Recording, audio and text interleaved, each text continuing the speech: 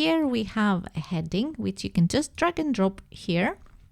Okay, so here you have your heading, and if you take the heading automatically, Elementor is going to use your primary font. So if you go here on the styles, the typography, it's going to be your primary. And by primary, I mean, if you see it here, we have global fonts. And if we click on this symbol here to manage global fonts, Elementor comes with some preset system fonts, the primary, secondary, text, and accent. So here I have given it to be Montserrat, family, font family, and 80 pixels in size. You can set it however you want. Just keep in mind that whenever you put the heading widget, it's going to be your primary. Now, let's click that. So here, what you can do is that you can write just directly here, this is my title, right? And here you have some default small, well, you have some sizing options here. I don't really use that. I am just sticking to my global fonts here, so I just leave everything here by default.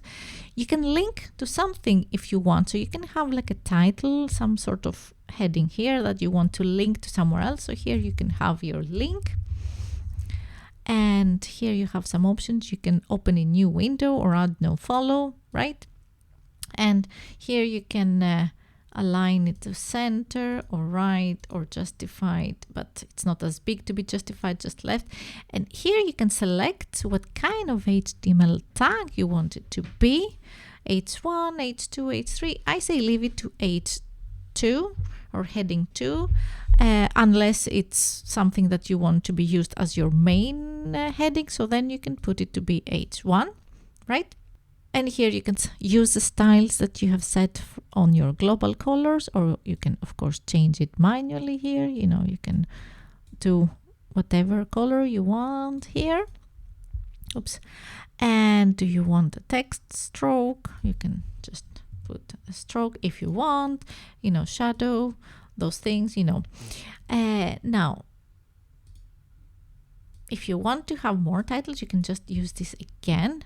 And from here, typography, you can change it also. If you have different global font settings, you can select one of those and it changes automatically. I have different ones here. Different. And this is interesting. Did you see here that we have every word is capitalized? Because I went to style and I selected here capitalize, and we have some options here. Default, which is caps or uppercase already, or lowercase, or here capitalize, and normal. I think it's just normal is what you have written exactly. And style, or if you want that, let's put it to capitalize, yeah. And decoration, do we want an underline? Do we want an overline? Or do we want a line through, you know? Or none, or you know, or just default. Here we have different weight options, you know, you see, so you can adjust however you want. Also, we have some line height here. I usually stick to, I go to EM and I stick to 1.2.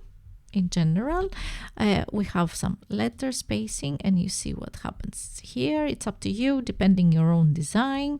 And we have some word spacing. Ooh, wow. Well, you know, use it carefully. Use carefully those options. I don't really mess with them, to be honest, that often. Only the line height. So yeah, let's keep it default.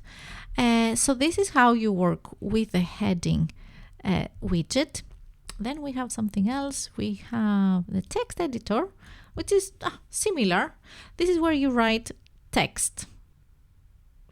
Now here you can just add, this is my text, and I can write whatever I want. You know, you get the idea. Of course, you have some minor options here, which resembles WordPress own editor, you see.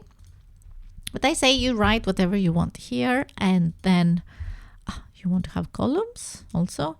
Well, we don't have that much. Let's say if I copy paste it, see what happens. You see, it creates columns here, but it's something I don't really use. But if you want to use it, you know, your design, you can have it as well. And here you can select, or you can set how much gap you want. But let's go back to 1 and delete it.